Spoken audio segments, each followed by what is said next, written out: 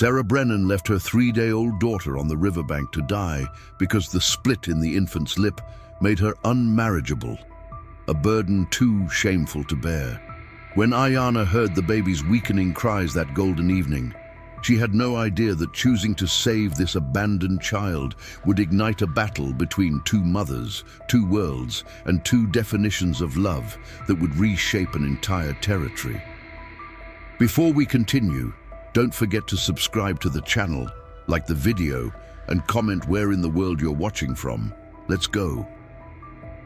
The summer sun hung low over the Verde River in the Arizona Territory, casting long shadows across the water that moved with the lazy indifference of a world that had seen too much suffering.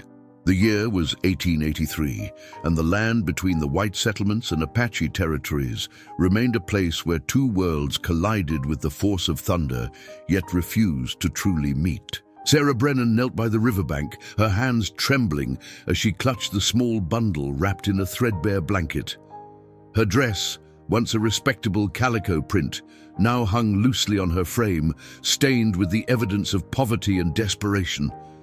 Tears streamed down her gaunt face, carving clean lines through the dust that seemed to settle on everything in this unforgiving territory. Inside the blanket, barely 3 days old, a tiny girl whimpered. Sarah couldn't bring herself to look at the infant's face again, at the split in her upper lip that marked her as different, as unmarriageable, as a burden that Sarah's already impossible life could not bear. "Forgive me," Sarah whispered, her voice cracking. "Forgive me, but I have nothing, nothing to feed you with, nothing to give you." Her husband had been killed 6 months prior in a mining accident, leaving her alone with 2 other children already struggling to survive. The midwife who had delivered this 3rd child had taken one look at the baby's face and shaken her head with grim finality. "No man will want her," the old woman had said bluntly. "That mark, folks around here believe it's a sign. You'd best think about what's merciful." Merciful. The word burned in Sarah's mind like hot coals. Was this mercy, leaving her daughter here by the water's edge, wrapped warmly in a place where someone might find her? Or was it murder dressed in the clothes of desperation? Sarah placed the bundle gently on a flat rock near the water, positioned so that anyone walking the riverbank would surely see it. She had heard rumors that Apache women sometimes came to this stretch of river to gather plants. Perhaps one of them would have compassion. Perhaps they didn't share the same superstitions as the white settlers. "Please," Sarah prayed to whatever God might listen, "let someone find her. Let someone love her the way I cannot." She stood, backing away slowly, each step a knife in her heart. The baby's cries grew louder, more insistent.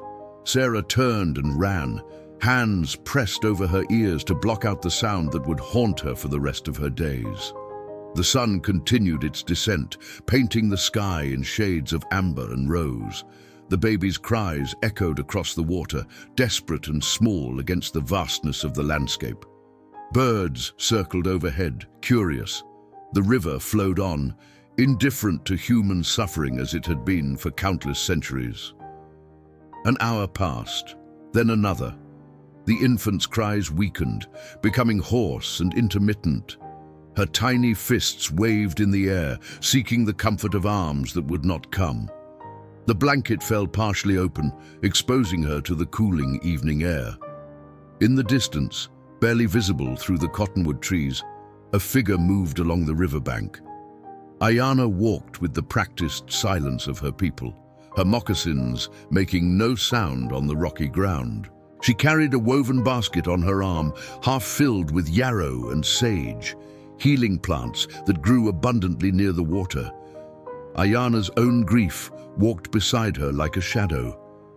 3 months had passed since her daughter had succumbed to fever, taking with her a piece of Aiyana's soul that could never be recovered. Her arms still ached with emptiness. Her breasts still produced milk that no child needed. The women of her band looked at her with pitying eyes, but pity could not fill the void. She paused, listening.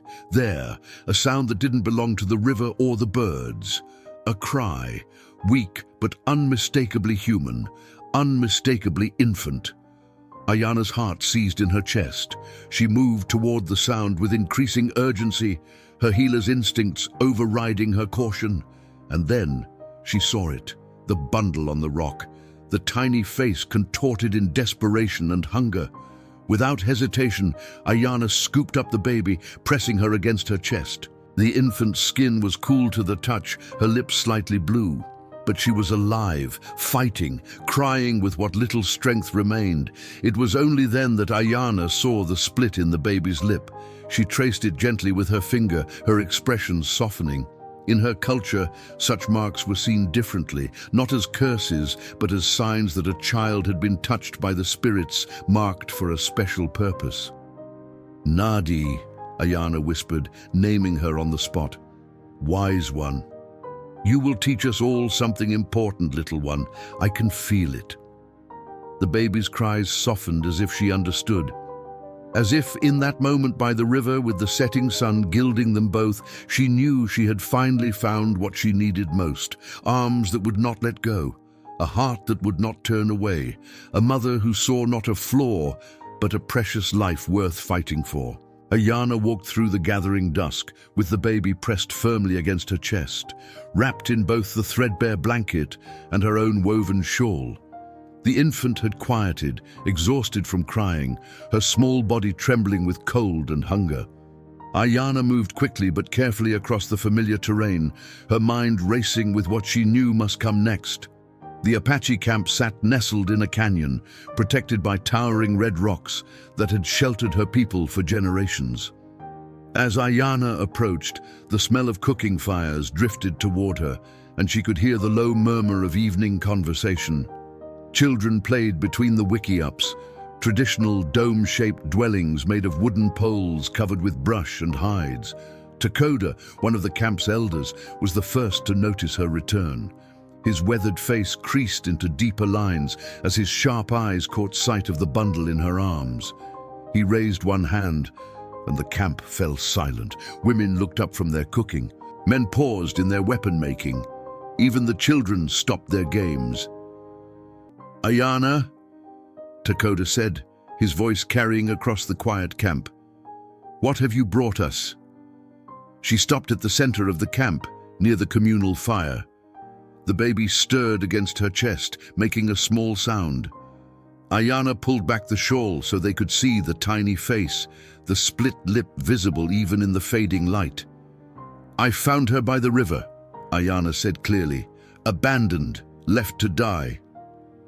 A murmur rippled through the gathering crowd. Aiyana saw the range of reactions: pity, concern, and yes, disapproval. Her sister-in-law, Maska, stepped forward, her expression troubled. "She is white," Maska observed, though not unkindly. "This will bring complications."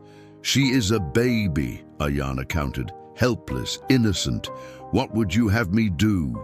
Leave her to the coyotes?" Hota, a young warrior who had recently lost his wife in childbirth, approached with cautious curiosity. "The mark on her face is a sign," Aiyana interrupted firmly. "The spirits have marked her for wisdom. That is why I have named her Nadi."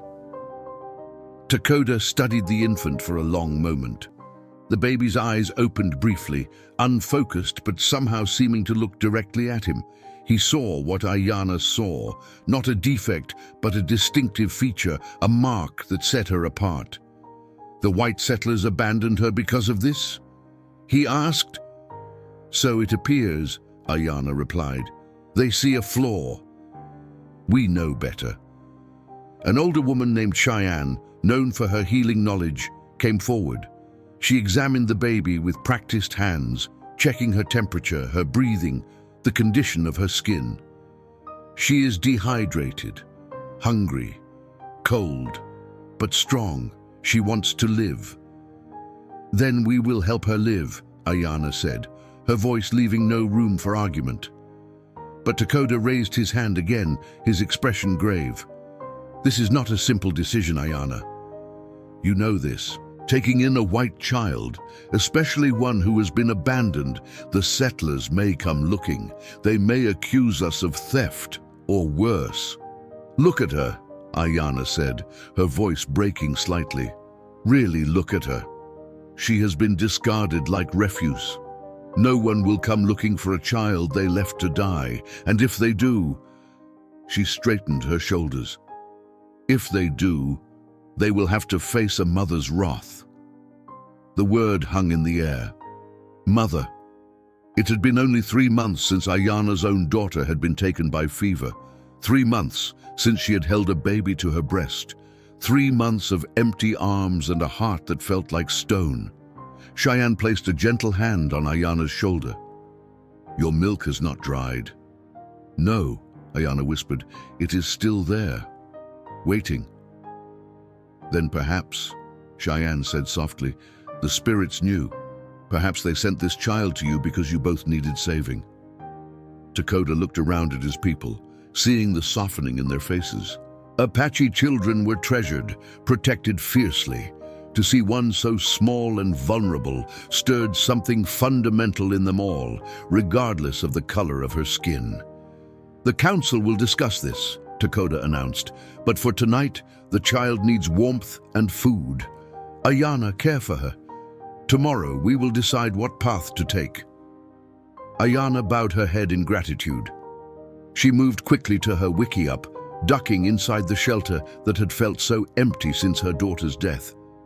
She built up the fire, warming the space, then settled onto her sleeping mat with Nady cradled in her arms. The baby's mouth opened instinctively, rooting for nourishment. Aiyana guided her to her breast, and despite the split lip, the infant latched on and began to nurse.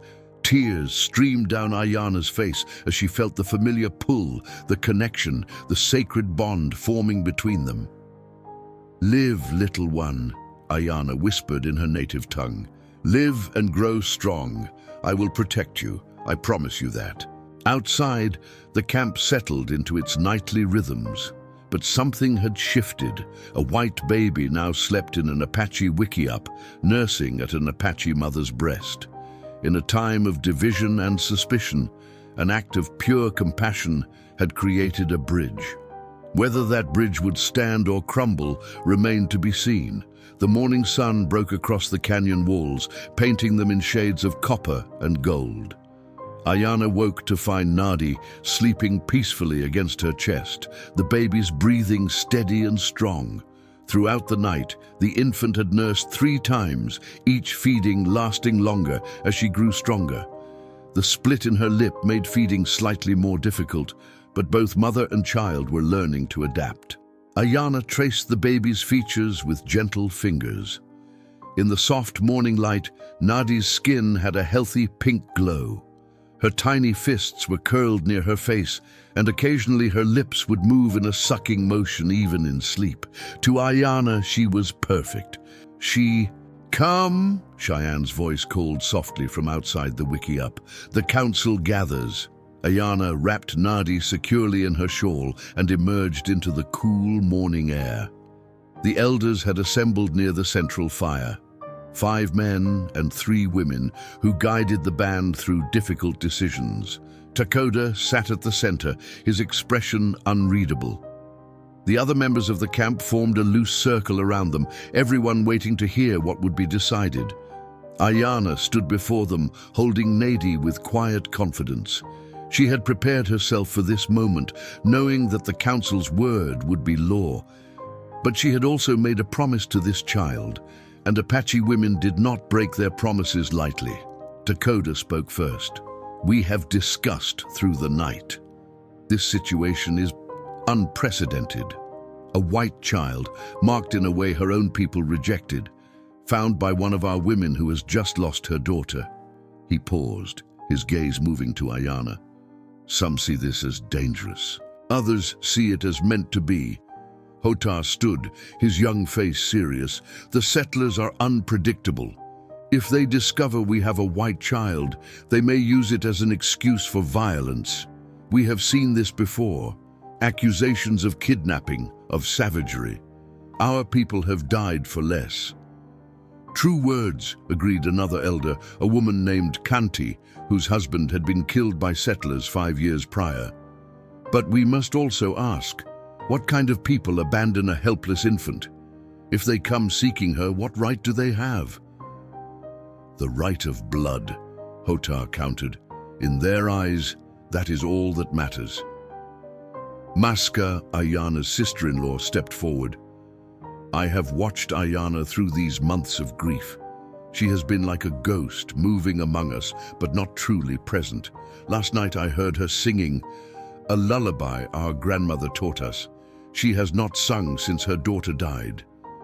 Maska's voice grew thick with emotion. This child has brought her back to life. Cheyenne added her voice to the discussion. I have examined the baby carefully. The mark on her lip, it will require special care as she grows. She will need to learn to eat differently, to speak differently, but it can be done. And Aiyana has milk, health, and most importantly, the will to raise her. Dakota held up his hand for silence. There is another consideration. If we keep this child, she will grow up between two worlds, never fully white, never fully Apache. That is a difficult path. All paths are difficult, Aiyana said, her voice steady despite her racing heart. But that does not mean we should not walk them. This child was abandoned by her own people. She would have died if I had not found her. The spirits led me to that riverbank at that exact moment. How can that be anything but fate? An older warrior named Takoda cleared his throat. Not the same Takoda who led the council.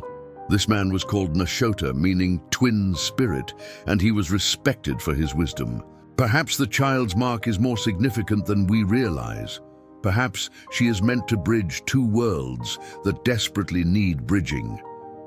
The council members looked at each other, considering his words. The tension between settlers and Apache had been escalating for years. Misunderstandings led to violence. Violence led to revenge. Revenge led to more death. Could a child raised with love in both worlds offer a different path? Finally, Takoda rose to his feet. The council has decided. The child may stay. Aiyana will raise her as her daughter. But there are conditions. His gaze swept the assembled crowd. First, we tell no one outside our band. If settlers come asking questions, we know nothing. Second, the child will be raised in our ways, learning our language, our customs, our beliefs. She must be strong enough to face whatever comes. And third, Kanti added, if the white settlers ever discover her and demand her return, we will not risk war over this. That decision will be made when and if the time comes. Aiyana's heart sank slightly at the last condition, but she understood. The survival of the entire band could not be risked for one child, no matter how precious. Do you accept these terms? Takoda asked. Aiyana looked down at Nady, who had woken and was gazing up at her with unfocused infant eyes. I accept, she said clearly. I will raise her with strength and wisdom. She will know love and belonging. This I promise. Cheyenne stepped forward and placed her hand on Nady's head. May the spirits watch over this child. May she grow strong and wise. May she bring healing to those who meet her. May it be so, the council members echoed. As the assembly dispersed, Aiyana felt hands touching her shoulders, gestures of support from her people. Whatever challenges lay ahead, she would not face them alone. The band had spoken. Nadi had a home. The seasons turned like the pages of a sacred book, each one writing new stories on the Arizona landscape. Nady thrived in Aiyana's care, growing from a fragile infant into a sturdy, curious toddler. By her second summer, she could walk with the determined wobble of all children her age, following Aiyana everywhere like a small shadow. The split in her lip remained, of course. Cheyenne had shown Aiyana special techniques for feeding, angling Nadi's head differently, using her finger to help create a seal during nursing, and later shaping food into forms that were easier for the child to manage. As Nady grew, She learned to eat almost as efficiently as any other child, though liquids sometimes escaped from the corner of her mouth. "Mama," Nady said one morning, tugging on Aiyana's skirt. The word came out slightly slurred, the split affecting her pronunciation. But Aiyana understood perfectly. Her daughter's first word had been in Apache, and her heart had nearly burst with joy. "Yes, little wise one," Aiyana responded, setting aside the basket she was weaving. Nady pointed to the other children playing near the creek. "Go. You want to play with them?" Aiyana smiled. "Then go. But stay where I can see you." She watched as Nady toddled toward the group of 5 children, ranging in age from 3 to 7 years. Most had grown up seeing Nady as simply part of the community, but there were still moments of curiosity and questions. Kasa, a boy of 6, was the first to notice Nady approaching. He had his mother's kind eyes and his father's protective instincts. "Nady, come help us build the lodge." The children were constructing a miniature wickiup from sticks and grass, imitating their parents' work. Nady immediately began gathering small twigs, her face serious with concentration. But when she tried to speak, telling the others where to place the sticks, her words came out garbled. "What did she say?" asked Liwanu, a 4-year-old girl with braided hair. Kasa, who had spent more time around Nady than the others, translated easily. "She said, 'Put the tall stick here.' She's right. It'll be stronger that way." Aiyana watched from a distance, her chest tight with a mixture of pride and worry. Nady's speech was improving, but the split in her lip would always affect how she formed certain sounds. In their small band, where everyone knew and accepted her, this was manageable. But Aiyana knew that one day Nady would face people who would not be so understanding. That evening, as Aiyana prepared their meal, Maska came to sit beside her. "She grows strong," Maska observed, watching Nady play with a small doll made from corn husks. "She does," Aiyana agreed, grinding corn with steady movements. "But have you thought about what will happen as she grows older?" Maska's voice was gentle, but concerned. "She is already noticeably different. Her skin, her hair, as she gets bigger, these differences will become more obvious to anyone who sees her." Aiyana's hands stilled. "I have thought of little else. The traders who come through, they ask questions. They notice things." Maska paused. "There are rumors that some settlers have been searching for a lost child, a baby abandoned years ago." Aiyana's blood ran cold. "How long have you known this?" "The rumors started a few months ago. I did not want to worry you." Maska placed her hand over Aiyana's. "But I think you should be prepared. One day, someone may recognize that she is not truly Apache." "She is Apache," Aiyana said fiercely. "She is my daughter in every way that matters." "I know," Maska said softly, "but others may not see it that way." That night, after Nady had fallen asleep curled against Aiyana's side, Aiyana lay awake staring at the smoke hole in the wickiup's roof. Through it, she could see stars scattered across the dark sky like scattered seeds. She thought about Sarah Brennan, the woman who must have abandoned Nady by the river. Had she regretted it? Did she lie awake at night wondering if her daughter had survived? Aiyana felt no anger toward that unknown woman, only pity. She could not imagine the desperation that would drive a mother to such an act.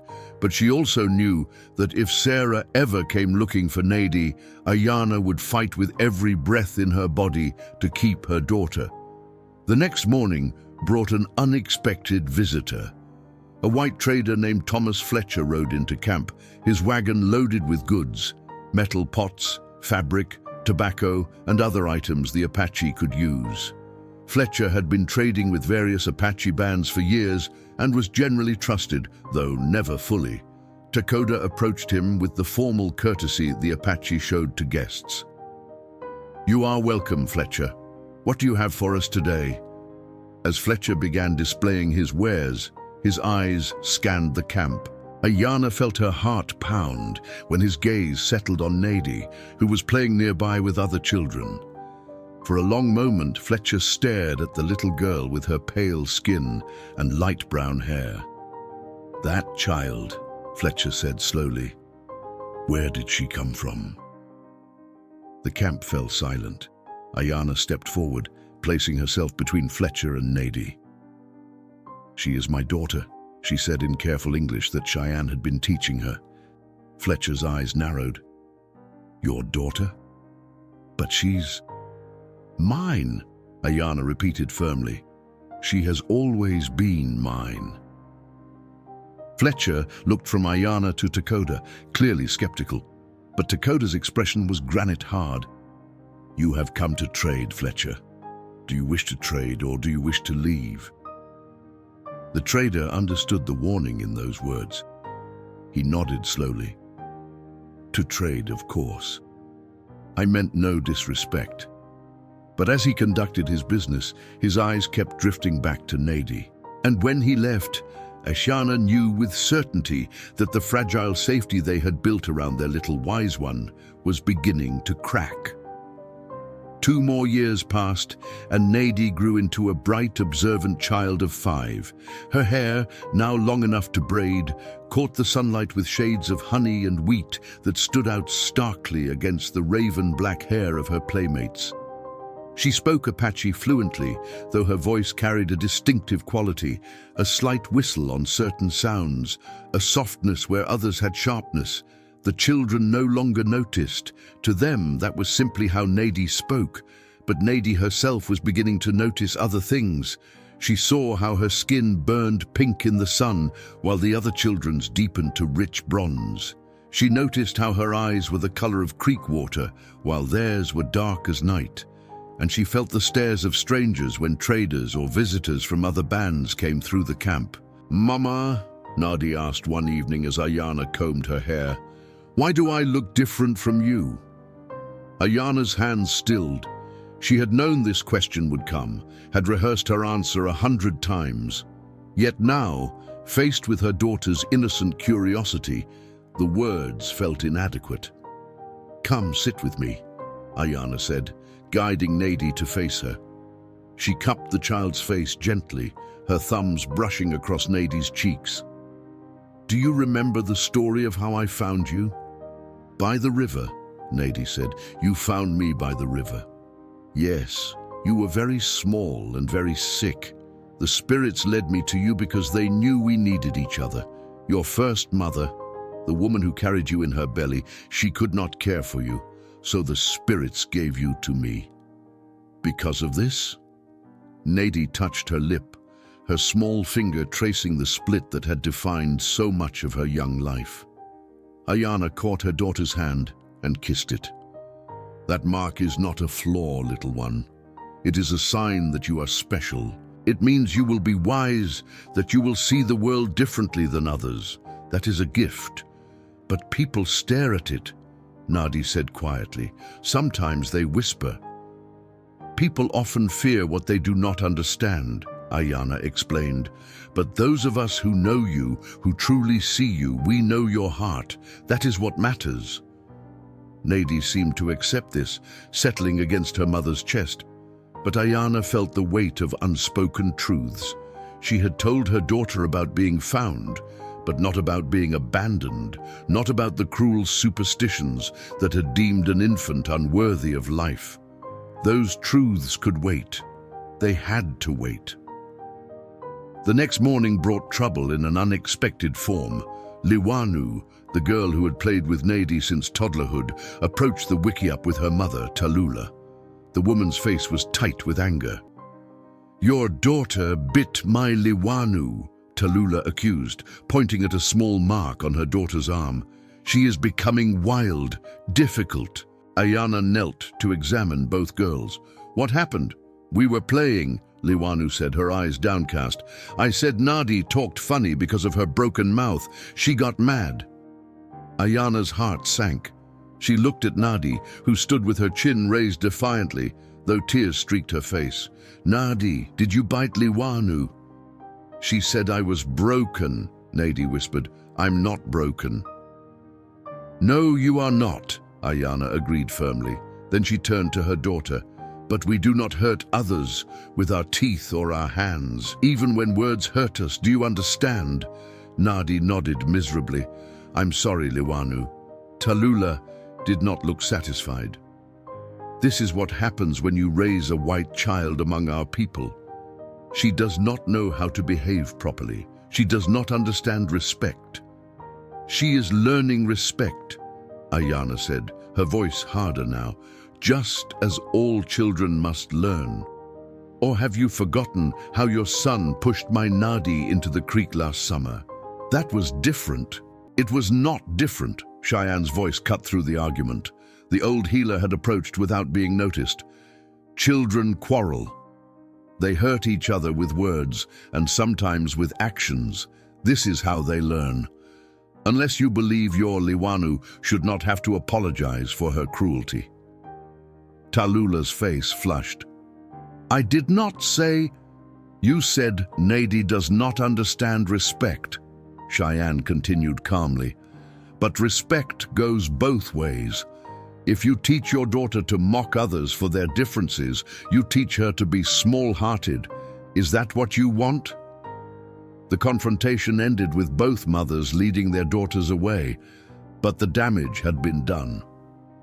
As the day progressed, Aiyana noticed other parents pulling their children back from playing with Nadi, heard whispers behind hands, saw expressions of doubt. That evening, Takoda called Aiyana to his wickiup. His face was grave. "Fletcher has been talking," he said without preamble. "He has told the territorial marshal about a white child living among the Apache. The marshal has questions." Aiyana felt her world tilting. "What will we do?" "We will do what we must," Takoda said. "But understand, Aiyana, if they come for her, if they demand her return, we cannot fight the entire territory."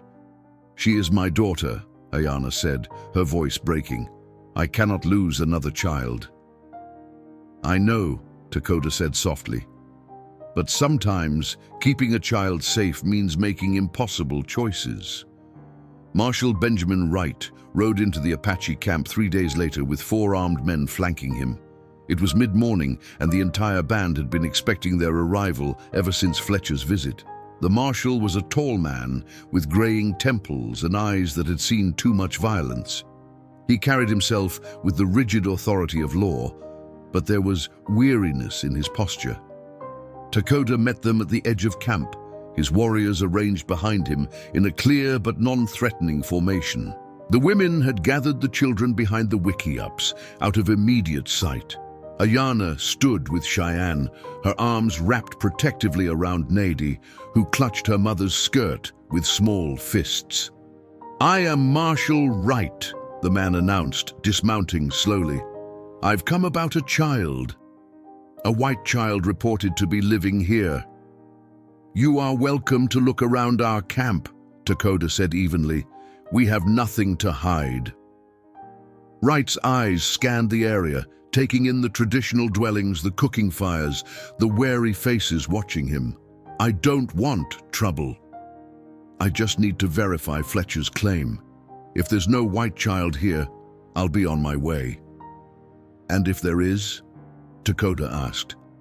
"Then we need to have a conversation about how that child came to be here." Aiyana felt her heart hammering.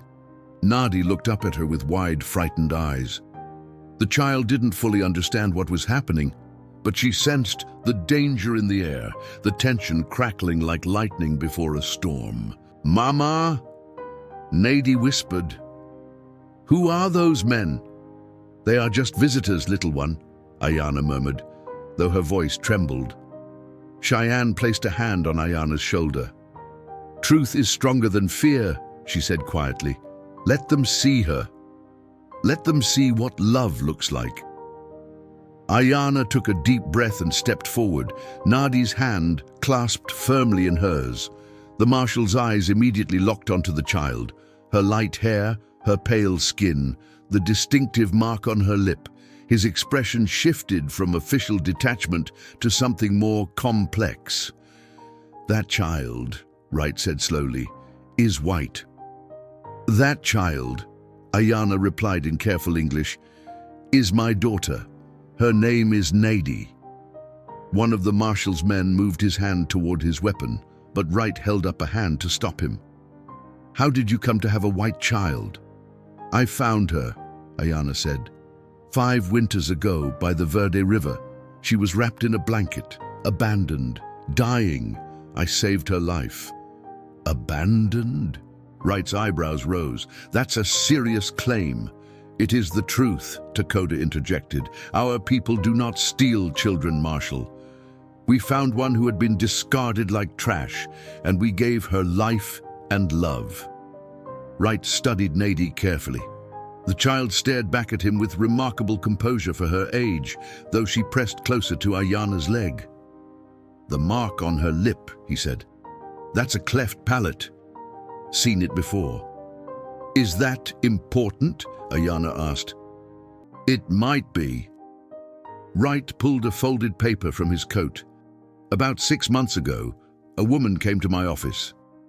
Sarah Brennan, widow, living in Prescott. She was asking if anyone had found a baby girl years back. Said she'd left her child by the river in a moment of desperation and had regretted it every day since." Aiyana's breath caught. The woman who had abandoned Nady was looking for her after all these years. "Did she say why she abandoned her baby?" Cheyenne asked sharply.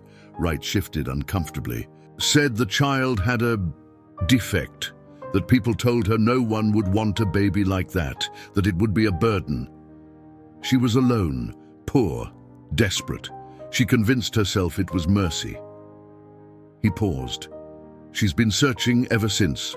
"Mercy," Aiyana said, the word bitter on her tongue. "Leaving a helpless infant to die of exposure is not mercy. Raising her with love, that is mercy." "I'm not here to judge what happened 5 years ago," Wright said, "but that woman is the child's mother by blood. She has rights." "Rights?" Aiyana's voice rose. "What rights does someone who abandons a child have?" "I found her. I nursed her. I stayed awake through fevers and nightmares. I taught her to walk, to speak, to be brave. Those are the rights that matter." Nady began to cry, sensing her mother's distress. "Mama, don't let them take me," she sobbed in Apache, her words whistling through her cleft. "Please, don't let them take me." Aiyana swept her daughter into her arms, holding her tightly. "No one will take you," she promised fiercely. "No one." Wright watched this display of maternal protection with troubled eyes. "Ma'am, I can see the child is well cared for, but the law is the law. If that woman can prove she's the biological mother..." "Your law abandoned this child the moment her first mother left her by that river," Dakota said coldly. "Our law says a child belongs where she is loved and protected. Which law is more just, Marshal?" The standoff hung in the air like smoke. Wright's men shifted uneasily, uncomfortable with the situation. Finally, the Marshal sighed heavily. "I'm going to need to bring Mrs. Brennan here," he said. "Let her see the child, determine if it's truly hers. Then we'll figure out what happens next." "And if we refuse?" Dakota asked. "Then I'll come back with more men," Wright said bluntly, "and people will get hurt. I don't want that, do you?" Aiyana closed her eyes, knowing they had no choice. "When?" she asked hoarsely. 3 days, Wright replied. "I'll bring her here in 3 days." As the Marshal and his men rode away, Aiyana sank to her knees, still clutching Nady. The child clung to her neck, crying softly. Around them, the Apache band watched in helpless silence, knowing that no matter how fiercely they wanted to protect one of their own, they could not fight the entire territory. The woman who had abandoned Nady was coming, and with her, a choice that would tear someone's heart apart. The 3 days passed like a slow fever, each hour stretching endlessly while somehow racing toward an inevitable end. Aiyana barely slept, holding Nadi close through the nights, memorizing the weight of her daughter in her arms, the rhythm of her breathing, the small sounds she made in sleep. During the days, she tried to maintain normalcy, but every task felt hollow. Cheyenne sat with her often during those days, saying little but offering the comfort of presence. On the second evening, the old healer finally spoke. "You are preparing to say goodbye?" "I am preparing for whatever comes," Aiyana replied, her voice flat with exhaustion.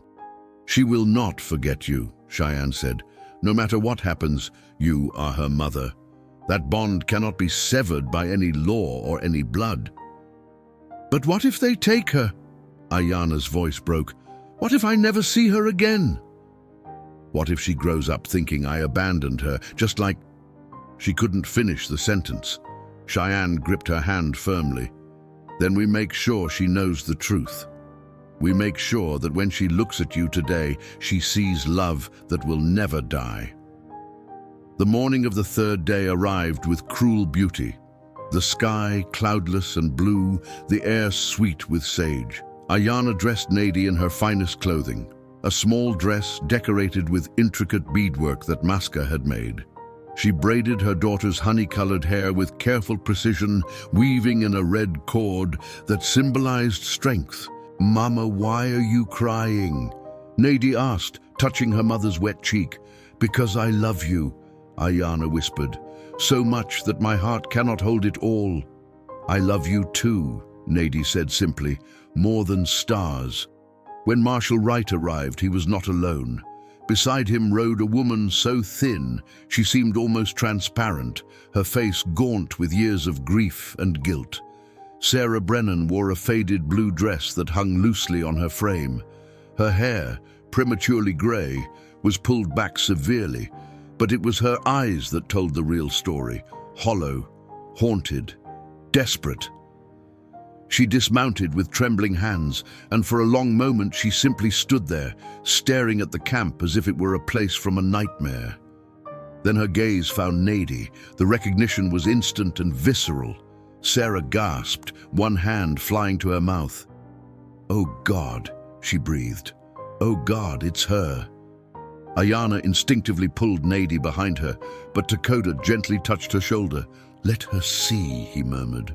"Let them both see." Sarah took a faltering step forward, then another. Tears streamed down her face, unchecked. "My baby," she whispered. "My baby girl. I was so sure you had died. I prayed you had died quickly, without suffering." "She almost did," Aiyana said, her English rough but clear. "When I found her, she was cold. Not crying anymore, just fading." Sarah's legs seemed to give way, and Wright caught her elbow to steady her. She looked at Aiyana then, really looked at her. "You saved her." "Yes." "And you've raised her? All these years?" "She is my daughter," Aiyana said simply. Sarah's face crumpled. "I made a terrible mistake, the worst mistake a mother could make. I let fear and shame convince me that death was better than a difficult life. But I've regretted it every single day. Every single day I've searched, asked, hoped." Nadi peeked out from behind Aiyana, curious despite her fear. Sarah saw the movement and sank to her knees, making herself smaller, less threatening. "Hello," Sarah said softly. Do you know who I am?" Nadi shook her head, pressing against Aiyana's leg. "I'm the woman who gave birth to you," Sarah said, her voice breaking, "and the woman who made the most horrible choice. I left you by the river because I was weak and scared. This woman—" She gestured to Aiyana. "She was strong and brave. She did what I could not do." "Why?" Nadi asked in Apache, then repeated in halting English. "Why leave me?" Sarah's sob was raw and painful. "Because people told me you would never be loved, that your beautiful face was wrong somehow. And I believed them. I was a fool. Aiyana knelt beside Nady, holding her gently. You understand what she is saying? Nady nodded slowly. She was my first mama? Yes, little one. But you are my mama now. Yes. Aiyana's voice was fierce, always. Wright cleared his throat. Mrs. Brennan, you said you wanted to see if the child was yours. You've seen her. What do you want to do? Sarah remained on her knees, looking at this daughter she had lost and found.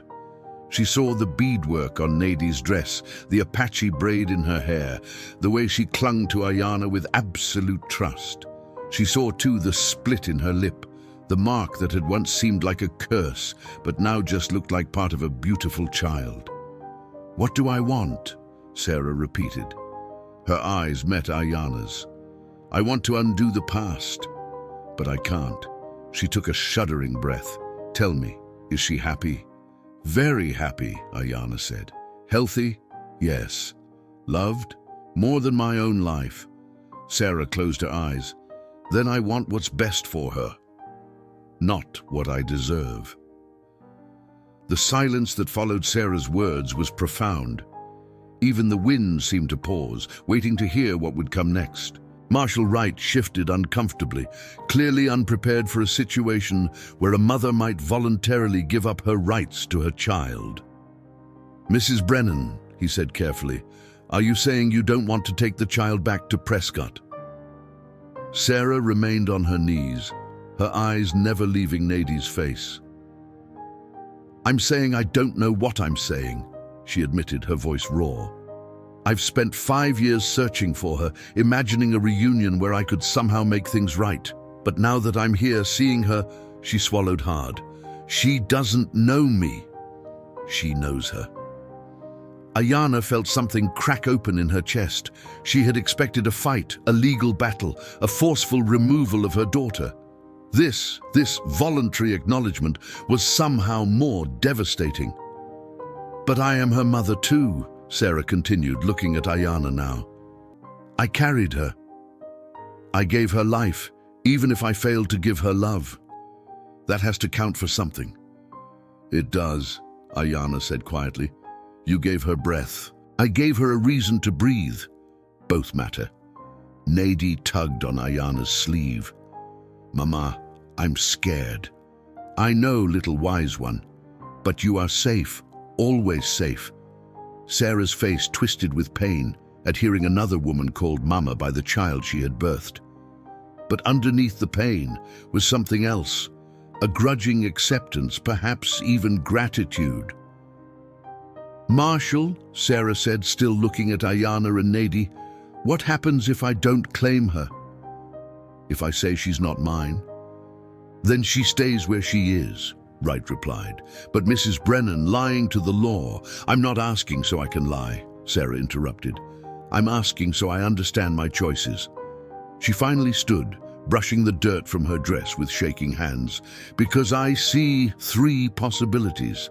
I take her back to Prescott, where she'll be an outsider marked by both her face and her upbringing among the Apache. Or I leave her here, where she's loved, but still at risk from people like Fletcher who see her as a problem. Or, she paused, looking between the 2 women, or we find a different way.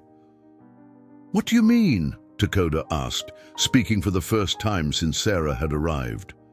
Sarah took a deep breath, as if gathering courage. I mean, I could move here, to the area. Not to this camp, obviously, but nearby. I could know her, watch her grow, be a part of her life without tearing her away from the only mother she's ever known. The suggestion hung in the air like morning mist.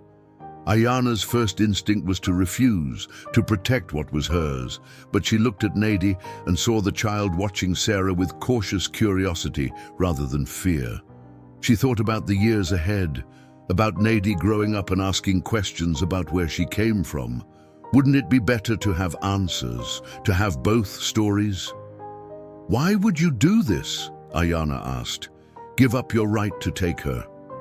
Because I already gave her up once, Sarah said simply. And the consequence was that you loved her when I could not. You saw worth where I saw only burden. That makes you her true mother. But maybe... Her voice cracked. Maybe it also means there's room for me to be something else. An aunt, perhaps. A friend. Someone who can answer her questions about where she came from. Cheyenne stepped forward, her ancient eyes assessing Sarah with the wisdom of decades. "This one speaks truth," she announced. "I hear no deception in her words, only regret and hope." Marshal Wright removed his hat and ran a hand through his hair. "This is highly irregular. Mrs. Brennan, you have legal rights to this child. The territorial court would almost certainly grant you custody." "I don't want custody," Sarah said firmly. "I want forgiveness, and I want to earn the right to know my daughter, even if that takes years." Aiyana looked at Dakota, seeking guidance. The elder's face was unreadable, but finally he nodded slowly. "Our people have a saying, it takes a village to raise a child. Perhaps it can also take two mothers, one who gave life, one who gave love." "What about me?" Nadi's small voice cut through the adult conversation. Everyone turned to look at her. "Does anyone care what I want?" Aiyana knelt before her daughter. "Of course, little one. What do you want?" Nadi looked at Aiyana, then at Sarah, her young mind working through concepts too complex for her years. "I want to stay with you, Mama. This is my home. These are my people." She paused, then added in her whistling voice, "But maybe she could visit? Sometimes?" Sarah's sob was muffled by her hand pressed against her mouth. "Yes," she managed. "Oh yes, I would like that very much." Marshal Wright sighed heavily. "Well, I can't say this is how I expected this to go. Mrs. Brennan, I'll need you to sign papers relinquishing your legal claim, and there will need to be some official arrangement, whatever's necessary." Sarah agreed immediately. "Whatever keeps her safe and happy." Sarah Brennan settled in a small cabin 3 miles from the Apache camp, close enough to visit, but far enough to respect boundaries. She took work as a seamstress in the nearby settlement of Verde Creek, her skilled hands earning her a modest living. True to her word, she came to visit Nadi once every 2 weeks, always bringing small gifts: a ribbon, a piece of hard candy, a book with pictures. The first few visits were awkward, filled with long silences and uncertain glances. Nadi would hide behind Aiyana's skirt, peeking out at this strange woman who looked at her with such hungry longing. But Sarah was patient, never pushing, always waiting for the child to come to her. It was during the 4th visit that something shifted. Sarah had brought fabric scraps and showed Nadi how to make a small doll. As they worked together, Sarah's hands guiding Nadi's smaller ones, the child began to ask questions. "Did I look like this when I was a baby?" Nadi asked, holding up the partially formed doll. "You were smaller," Sarah said softly. "And you cried very loudly. Your lungs were strong even then. Did you love me? Before?" Sarah's hands stilled. Aiyana, who had been weaving nearby, tensed. "Yes," Sarah said finally, her voice thick. "I loved you. But I was so afraid that love wouldn't be enough. I thought the world would be cruel to you, and I couldn't bear to watch it happen. So I made a terrible choice." "The world is sometimes cruel," Nadi said, with the simple wisdom of childhood. "But Mama says we can be kind anyway." "Your Mama is very wise," Sarah agreed, glancing at Aiyana with an expression of profound respect. Over the months, a delicate rhythm developed. Sarah would arrive in the late afternoon, spend a few hours with Nadi, and leave before sunset. She learned Apache words so she could understand when Nadi slipped into her first language. She brought Aiyana gifts too: needles, thread, once a beautiful shawl, small acknowledgements of gratitude that words could not fully express. The Apache community watched this arrangement with a mixture of skepticism and grudging approval. Cheyenne declared it a new path through old mountains, which was as close to a blessing as anyone could expect. Even Tallulah, who had once criticized Nadi's behavior, softened when she saw how carefully Sarah navigated the complex situation. But not everyone was comfortable with the arrangement. One afternoon, as Sarah prepared to leave after a visit, she encountered Hotar at the edge of camp. The young warrior blocked her path, his face stern. "You think bringing gifts makes up for what you did?" he asked bluntly. Sarah met his gaze steadily. "No, nothing makes up for it. But maybe I can do something worthwhile with the years I have left. Maybe I can show her that people can change, can choose differently." "She was dying when we found her," Hotar said. "Aiyana stayed awake for 3 nights, feeding her, warming her, willing her to live. Where were you during those nights?" "Living in my own hell," Sarah replied quietly. "Believing I had committed murder. Punishing myself in ways you cannot imagine. I know I don't deserve forgiveness. I'm not asking for it, I'm just asking for the chance to know the miracle I almost destroyed." Hotar studied her for a long moment, then stepped aside. "She is not your daughter to claim. But perhaps she can be your daughter to know. There is a difference." "I understand the difference," Sarah assured him, "and I'm grateful for it." As the seasons turned again, Nadi grew taller and more confident. She moved fluidly between worlds now, speaking Apache with her friends, learning English words from Sarah, absorbing the customs of both peoples. Her cleft lip no longer defined her. It was simply part of who she was, like her dual heritage, her 2 mothers, her unique place between 2 worlds. One day, as Nadi practiced writing her name, first in English, then attempting the symbols Cheyenne had taught her, she looked up at Aiyana with sudden intensity. "Mama, am I Apache or am I white?" Aiyana set down her weaving and pulled her daughter close. "You are Nadi. You are wise one. You are loved. The rest," she gestured broadly, "is just words that people use to build walls. But you, my daughter, you are a bridge." "Bridges connect things," Nadi observed thoughtfully. "Exactly," Aiyana agreed, "and the world needs bridges more than it needs walls."